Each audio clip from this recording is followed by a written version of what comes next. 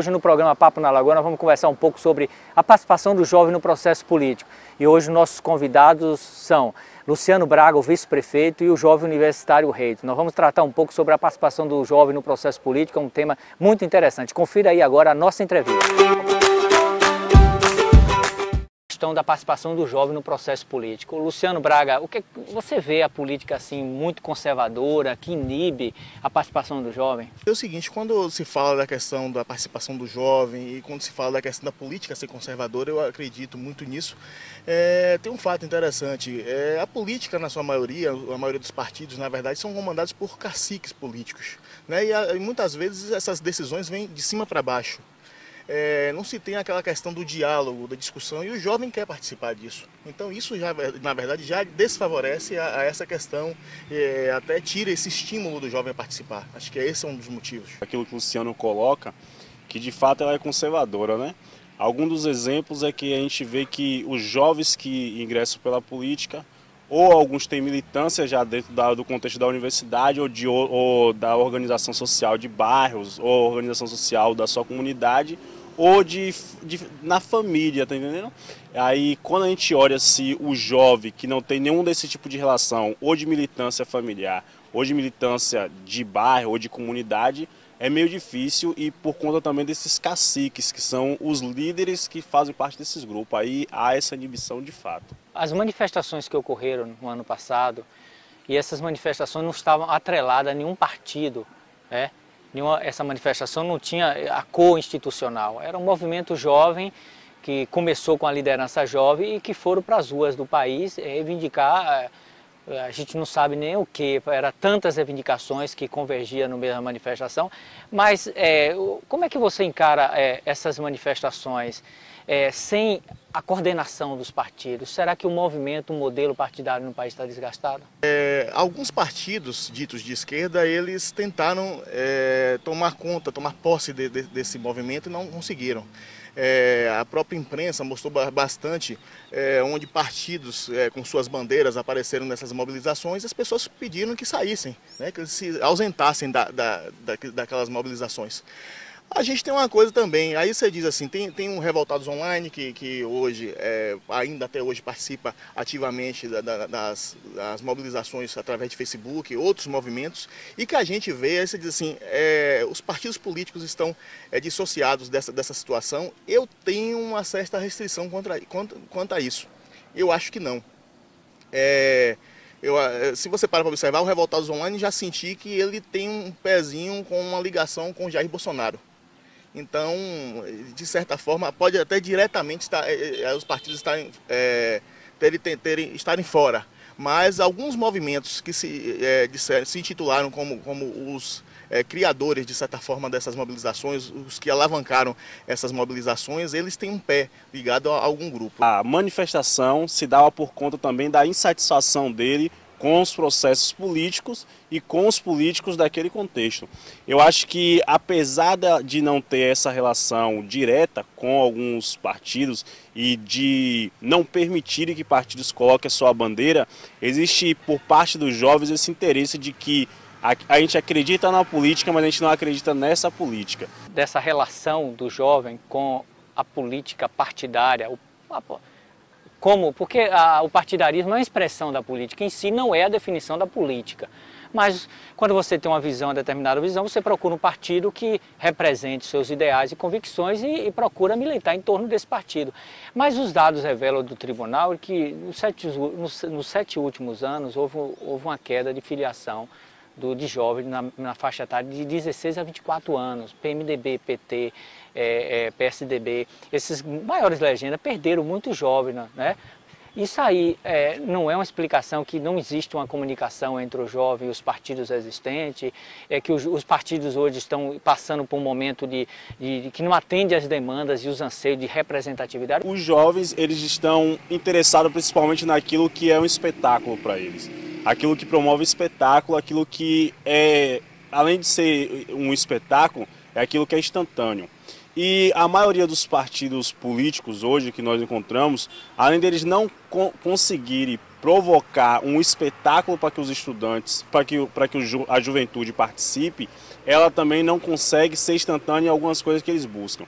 Quando a gente fala de jovens, a gente fala de tecnologias, inovações, que é onde a maioria dos jovens estão atrelados. E o fato deles estarem atrelados a isso faz com que eles desejem coisas mais rápidas, objetivos mais rápidos e coisas mais instantâneas.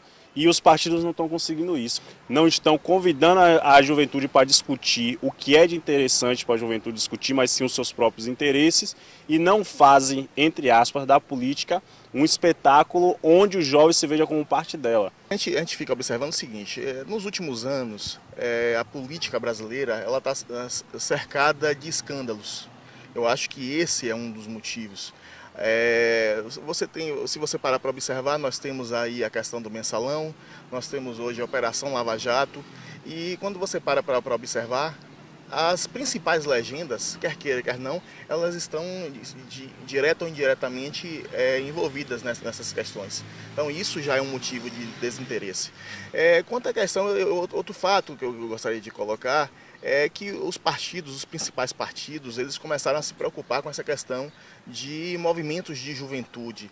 Isso acho que também é impulsionado pela questão justamente desse desinteresse do jovem quanto às questões políticas. Você vê esse desinteresse, às vezes muitos jovens hoje não estão sabendo o que está sendo discutido, uma reforma política, né? Acho que está... por quais são os motivos desse desinteresse? São coisas que a gente deveria se perguntar, e eu acho que é justamente as pessoas hoje, os jovens, principalmente o jovem, observa que muitas vezes tem em mente que isso é um meio corrupto na sua maioria ou na sua totalidade, o que não é verdade. Nós temos vários nomes na política nas mais variadas legendas, que representam muito bem a nossa sociedade. Infelizmente, a grande mídia ela tem uma grande influência nisso, onde o que acaba acontecendo? Só se divulgam os maus exemplos. E isso, infelizmente, eu acho que é também um dos fatores aos quais o jovem tem se distanciado das filiações partidárias e das próprias agremiações partidárias. Da queda da filiação partidária nessa faixa etária de 16 a 23 anos. Mas também estamos falando da questão da despolitização do jovem em relação a não compreender a agenda política do país, os principais debates que são essenciais e fundamentais. Em relação a Santo Estevão, parece que nós estamos no efeito cadeia também, porque a juventude não participa de alguns assuntos que são fundamentais para a nossa cidade. Como é que a gente pode repensar esse modelo para a nossa cidade? Como é que a gente pode repensar a questão da participação do jovem no processo político aqui em Santo Estevão? Quando a gente fala de política, e a maioria dos jovens dizem logo, política é um assunto chato, ou a maioria dos políticos são corruptos, que é um perigo pensar que política é um assunto chato, e é um perigo pensar que todo político é corrupto, e não compreender e não valorizar os processos e a importância da política na sociedade que nós vivemos. Eu acho que dentro da realidade de Santo Estevão, é necessário que os jovens procurem perceber essa importância e perceber que é o futuro da cidade, do estado, do país, e dos envolvidos na política da cidade perceberem a importância que esses jovens terão no futuro, ou melhor dizendo, que terão no presente. Porque se não haver presente, dificilmente vai haver futuro. Se não haver um diálogo a partir do agora, o amanhã não existirá. Então é necessário que tanto os políticos e os que participam da política, seja de forma direta ou indireta, façam provocações que façam com que os jovens desejem fazer parte desse processo ou compreender esse processo com maior abrangência. Seja daquele que tem um conhecimento político em sala de aula, seja nas questões do bairro, seja nas questões familiares, seja qualquer que for a questão que envolva decisões políticas. Eu acho que a partir do momento que você mostra para o jovem a importância que é a discussão política, tanto no âmbito da política partidária quanto no âmbito da política organizacional, a intervenção no jovem nela vai ser bem maior. Quando a gente fala de trazer o jovem para a discussão nas questões locais, às vezes eu faço um quadro comparativo com as capitais, onde você tem os movimentos estudantis, organizados e que conseguem, na verdade, mobilizar esse jovem a participar de certas questões, inclusive das próprias discussões políticas, né? Você vem para o interior que talvez esses movimentos não são tão organizados, não se tem, na verdade, alguém para tomar a dianteira dessas situações, então muitas vezes isso, na verdade, é um fator que talvez não se estimule muito. E eu tenho discutido bastante isso, eu tive o grupo e a gente está, inclusive, voltando a se organizar com a juventude do PMDB para discutir justamente essas questões. Por exemplo, quando você fala das questões das escolas hoje, as escolas, na sua maioria, principalmente os diretores de escolas, eles não são muito favoráveis à criação dos grêmios estudantis, que eles acham que vão estar sendo fiscalizados e é mais um problema. E eu acho que a juventude tem que se antenar para essa questão, por exemplo, dos grêmios estudantis.